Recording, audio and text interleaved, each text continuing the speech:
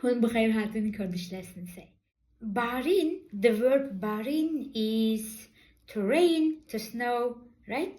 We say baran dvare, it's raining, berf dvare, it is snowing.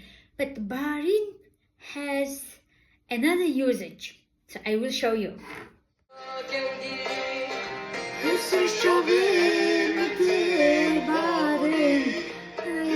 So the guy is singing. So you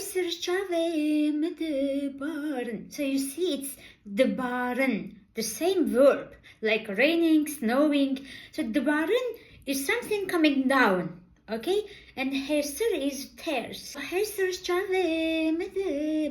So tears are coming out of my eyes. So I am really crying. I am really sad. So it's another way to say crying, but it is more intensive, right? So